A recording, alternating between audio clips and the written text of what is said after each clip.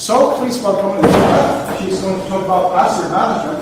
I'm kind of looking forward to that also. Yeah, you know, how I love to do my passwords, or how I'm doing them. And this is the first academic kickoff presentation for today, so take it away. Thank you for having me. I'm Elizabeth Stobert. I'm a postdoc at UT in Switzerland. This is work done while I was a PhD student at Carleton University in Ottawa in Canada with my advisor, Robert Middle. As you can see, it's all about how experts manage their passwords. So I'm certain that everyone in this room is intimately familiar with the difficulties of passwords. Passwords are hard to choose. We're told to choose random, secure passwords.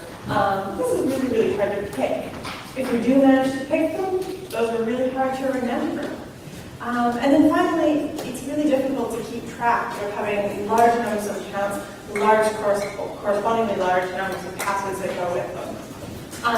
And I'm sure this has happened to most, if not all of us, where we sort of assume that because security experts are experts in security, we must know how to manage a password. But the thing is, the problems with passwords are more related to the cognitive abilities of humans. So, do these password problems affect experts as well? Are experts better at managing passwords?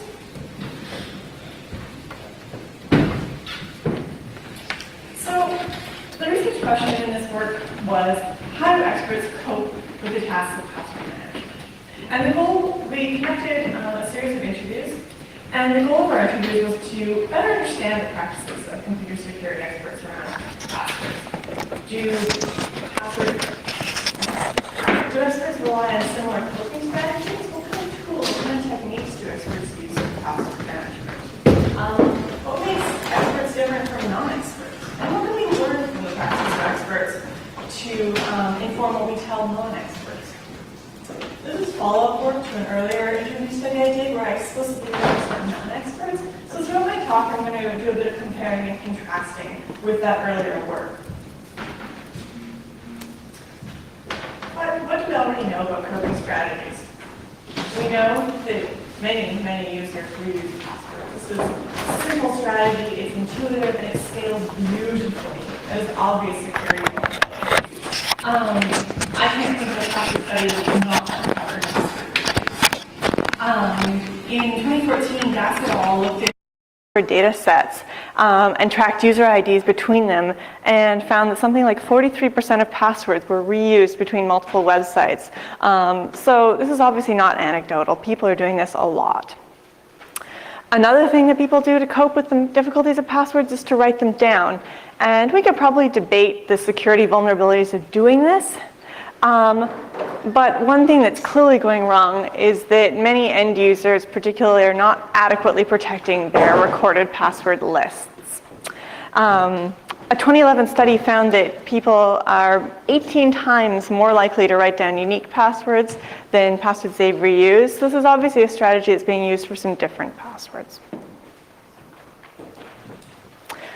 There hasn't been a ton of work on security experts versus non-experts, but what there has been seems to suggest that experts and non-experts focus on different parts of the problem. There was a recent study published at SOUPS this summer, a survey study that looked at sort of general security practices, and it found that experts mentioned unique passwords. They mentioned things like installing security updates, using two-factor authentication, using password manager, strategies like this, whereas non-experts mentioned a different set of things. They talked about password changes, they talked about using antivirus software, and they talked about only trying to visit only known websites to them. There's a 2009 paper by Don Norman where he talks a bit about usable security and presents some kind of anecdotal evidence about password management. He says he talked to a bunch of security experts at a conference, and he said that what most people told him was they used two passwords, one strong, one weak, and that they wrote down ones that didn't fit into this.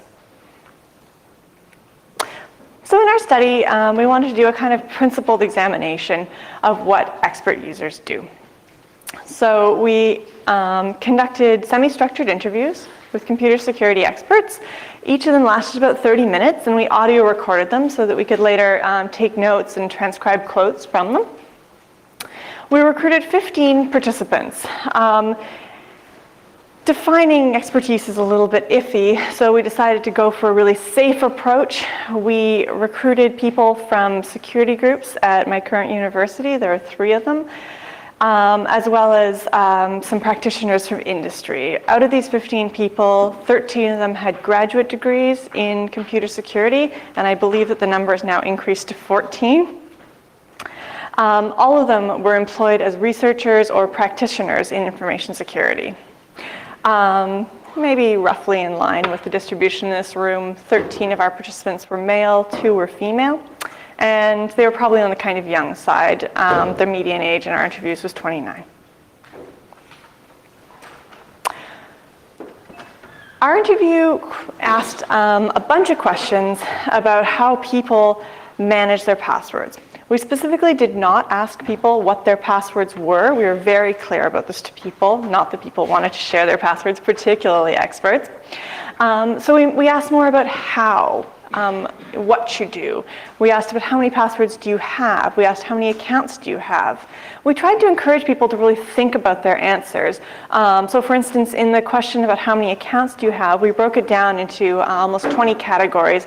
And rather than saying, how many accounts do you have, we said, how many email accounts do you have? How many travel-related accounts do you have? How many online gaming accounts do you have? To try to get people to really reflect on like their accounts, their practices, and to go through and try and give us more accurate answers, hopefully. We asked questions about how people choose passwords and create new accounts. What are their practices around that? And we also explored other scenarios, changing and resetting, forgetting passwords, that kind of thing.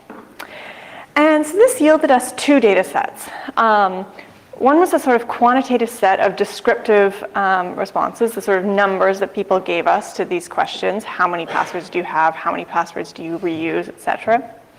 And what is really the more interesting data set, the qualitative data set of people's discussion, their detailed responses. And I'll spend most of the talk discussing those. So, but to give an overview of the quantitative data, in our study, experts reported having a median of 64 accounts and 58 passwords. So this is substantially higher than what we saw in our earlier interviews with end users, and is substantially higher than the numbers found in the literature, which are often more on the order of sort of 10 or 12 accounts and 5 passwords. That work is mostly quite out of date, but this is really a lot higher. As I say, people were very private about what their passwords actually were, and we encouraged them in that privacy. But people talked about having a kind of algorithmic strategy around generating passwords if they were doing it out of their head. 80% of our participants in our studies said that they reused passwords. So this is very high, given that we're often encouraging people as experts not to reuse passwords. However, people clearly had a small number of reused passwords. The median was 3.5. And everybody in our study who said that they reused passwords was really careful to follow up with, yes, but not everywhere. You know, they discussed careful strategies and sort of clear ways of segmenting accounts into reused or not, and I'll talk more about that later.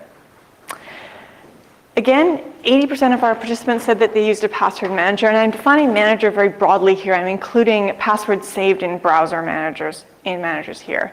Of these 80%, half of them said that they used dedicated password management software in some form or other, but out of people who did, none said that they used their managers exclusively, which was kind of surprising to me. I thought we would get people who were big believers.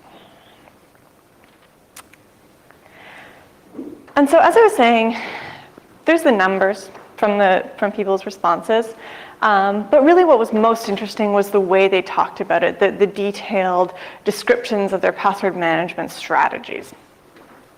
And so we audio recorded those and went back and took notes and transcribed parts of them. And we conducted a thematic analysis of this. So this is a flexible qualitative analysis method that let us sort of try to draw out themes and relationships and to kind of identify a bigger pattern of what was going on in here. So for this analysis, we followed the process of open coding, where we traversed our data line by line, looking for codes, trying to understand what was happening in that specific instance. And then we took our codes, of which there were 30, and we manipulated them. We put them on Post-it notes, we put them on a whiteboard, we drew, clouds and thoughts around them. We tried to find a pattern in them, and we came up with 4 themes. Our first theme was expert awareness. And this sounds intuitive, but experts had really consistent pre-planned strategies. And this contrasted really strongly with our earlier interviews, where it was clear that non-experts did not. Experts, we asked the same question a couple times in the interviews. And the non-experts, when they got to a question about resetting a password, which is essentially choosing a new password, said things like, oh yeah, I don't know how I do it then, I kind of panic, But experts said things to us like, I already answered this question. They were very clear on what were the same events. They had consistent planned strategies for them. They were also aware of specific threats. Obviously, they work in information security. I would hope that they are, but they discussed it in relation to their own personal password management strategies. In this quote, this participant says, well, there's been a couple of incidents, like, my laptop got stolen, and, you hear serious vulnerability, heartbleed. And, that's when you think, this might be a time to change some passwords. And they also planned for failure. They seemed to have consistent strategies about what to do when things went wrong, which the non-experts didn't. The non-experts talked about being uncomfortable, about panicking, but experts didn't seem to go down those roads. However, one of the big problems with passwords is that we don't live in an ideal world, that there are all kinds of social and contextual pressures. Wanting to log into your email so you can show your mom a picture of your latest vacation. Things like this, situations that you can't foresee. And experts were affected by these too. And in this second quote, the guy says, well, I can be as paranoid as I want, but in the real world I have a family and stuff, so I have to compromise. And then he went on to discuss how he changes his own personal password management strategy to share accounts with his wife, because basically he can't expect her to sort of live up to high standards.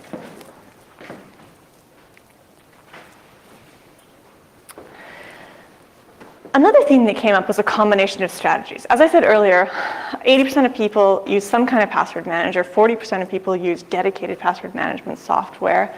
But people also said that 80% of people reused passwords in some way or another.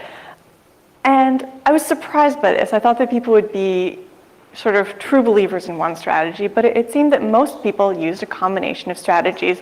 And the combination that came up most often was using a dedicated password manager for important accounts and reusing a password, often what sounded like a comparatively lame password, if I can be honest, on other accounts.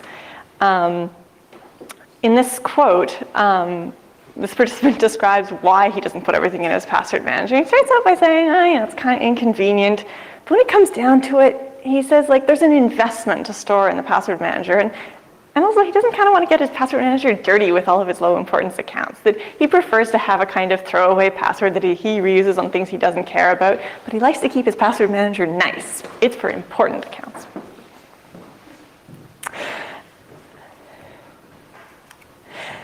And related to this, this kind of segmentation, what goes into the password manager or what gets the good password generation algorithm, what strategy do you do where? There's this kind of theme that came up about a personal assessment of risk, that there aren't good ways in security of knowing exactly how much security is required. It's hard to make an objective assessment, particularly as an end user of a service, about exactly what the threats and risks are, about exactly how to defend against them. And you don't get good feedback here either. You never know whether your account wasn't compromised because your password was so good or because your account wasn't compromised because no one ever tried to attack it. And Experts really explicitly, and I think almost everybody in our study did this, they talked about this aspect of personal assessment. In this quote, the participant says, well, I have 2 passwords that are, and then he corrects himself. He says, well, that I consider to be more secure. And then I only use for a few things. But yeah, I consider them more valuable. And interestingly, I thought people, given they went down this road, would talk about the difficulty of making these personal assessments, but they didn't. They seemed very comfortable with it, but in the same breath seemed to acknowledge it very explicitly, which I thought was very interesting, that they knew that they were sort of having their own personal view on this and putting their personal judgment into it, but they as experts felt very comfortable with it.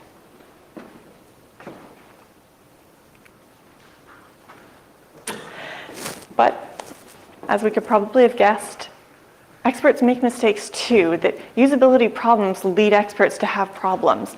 One person referred to assigned passwords as ridiculous strings of horror, which made me laugh. And people had different ways of coping with this. One thing that came up a couple times was people who tried to really minimize their online presence. In this quote, this participant says, well, I try to shove all my passwords and let my partner manage them. He said, I keep track of the 4 or 5 that matter to me, and then, I let her go. And the thing is, it was clear that sometimes these usability problems lead experts to make mistakes.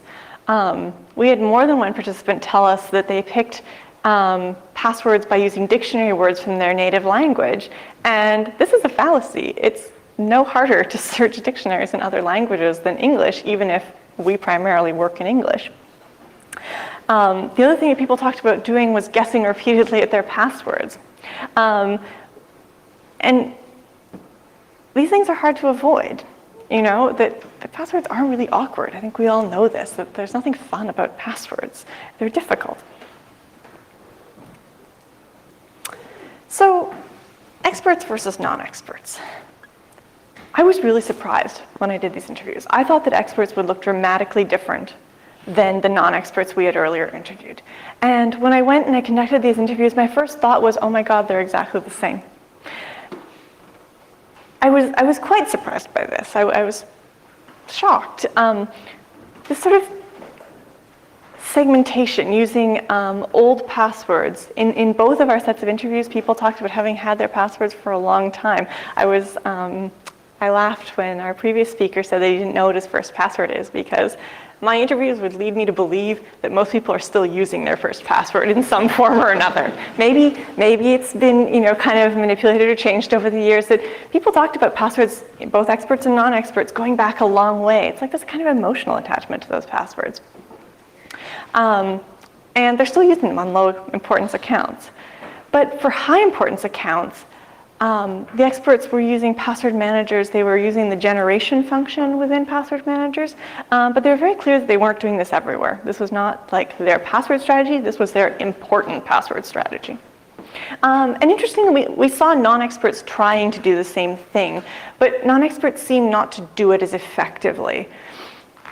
So we think that this careful segmentation, there didn't seem to be nearly as much blurry middle for the experts as there was for the non-experts, is how expert users are more successful at managing passwords than non-experts. But the question is sort of, how do experts achieve this success? As I was saying earlier, like these are cognitive tasks.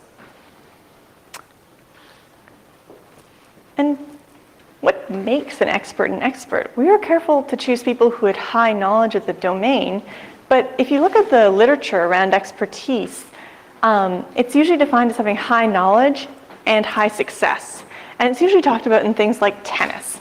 So in tennis, to be a tennis expert, you have to know a lot about tennis and you have to win a lot of matches. But how do you win security matches? As I was saying earlier, you don't get a lot of feedback. You don't have any sort of evidence of success. How do you measure that success? And so it turns out that the literature also says that expertise comes from skilled decision making, particularly in these kind of ill-structured problems where success isn't very clear. And so situation awareness is the perception of elements in in the environment within a volume of time and space, the comprehension of their meaning, and the projection of their status into the near future. And situation awareness means having learned knowledge and skills, which experts obviously have.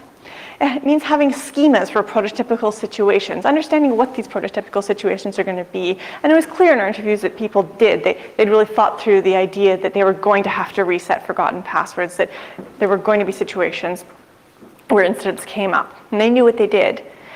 It means having mental models of the domain. People, the experts in our study certainly did, and having automatic processes for this domain. And I would say that security experts had all of those. And I think that this is really what allows security experts to be password management experts. And so as I was saying, one of our goals is to help end users improve their password management techniques, and hopefully the expert approach would help us come up with some ideas here. And so it occurs to me that one thing we need to do is help non-expert users become more situationally aware.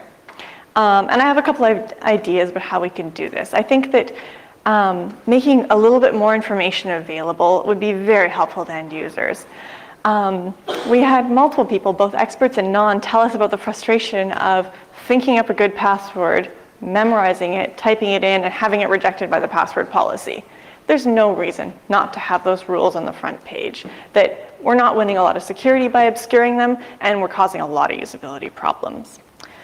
I also think that website log information should be available. Online banking sometimes does this, where you can click in and see to a different interface and see when people last logged in. But in our earlier interview, something that came up was people said, well, I think I got hacked, but I didn't really know how to tell, so I wasn't really sure what to do about it. And so if there was somewhere that they could go in and sort of see if they were the last person to log in, this could be a way of addressing this. I also think that we should be encouraging the use of easily adopted strategies. And one of the things that I really think we should be pushing is password managers. And I know that there are password manager people in this room, so I think it's going to be an easy sell. But one thing I really like about them in the context of situation awareness is that they provide this centralized place to think about your passwords, to see how many accounts you have, to see how many passwords you have. I know LastPass and 1Password have kind of security audit or watchtower, I think it's called in 1Password, features that do a kind of assessment of the overall security. And I think that most non-experts are really missing a place to think about the bigger picture. Experts were better about thinking about the bigger picture, but I suspect that they could benefit from these kinds of tools as well. Single sign-on would also fit into this, but I think that it's harder for end users to try and adopt single sign-on. It's up to the website to provide a single sign-on, but an end user can have a lot of control over whether or not they use a password manager, which is why I think that it's probably the answer. However, password managers, they're really frustrating to adopt, to set up, to migrate to, and I would love to see those issues addressed because I think that would really help. And finally, this is kind of a high-level point, but I think we need to discuss the real risks and the corresponding defenses for users. This is kind of a joke. This is a real product. But in our non-expert interviews, people wrote their passwords down but didn't store them securely. And so this is kind of a joke, and I would advocate for it more strongly if it didn't say the password logbook across the front. But ultimately, I think it's way safer to have this in your purse than to store your password list in Dropbox. This is not the world's worst idea, that if we can emphasize the real defenses for plausible risks to people and give better heuristics. I got a number of non-experts telling me in our interviews that they had stopped using browser-based managers because somebody had told them that it wasn't secure. And okay, it's not a great idea to save your banking password if you're concerned about, I don't know, your son breaking into your bank account and spending all your money, but you should absolutely save your logins to the Globe and Mail in your browser if it, makes your life easier. And this kind of already came up, but there are problems that aren't addressed by situation awareness, by expert knowledge. One thing that came up repeatedly in our expert interviews was password changes. People talked about how time-consuming they were, how awkward it was. And they also affect the usability of password managers, because one of the benefits of password managers is that you should be able to change your passwords to randomly generated ones and have them saved by the accounts. But going through this process is just awful. Finding the thing, changing it, copying and pasting, you know, we all know. And a kind of lurking theme that came up was around password manager usability. Why aren't people who already use them using them for everything else? I mean, this person in my earlier quote talked about wanting to keep his database clean, but he also kind of hinted at the inconvenience, the extra effort. And I'm not sure what the answer is here, but I think there's something going on there. And so in conclusion, I think we need to support all users. Experts are users too. We need to help people develop tools to increase situation awareness and address the remaining usability issues. So thank you very much. And I can take questions.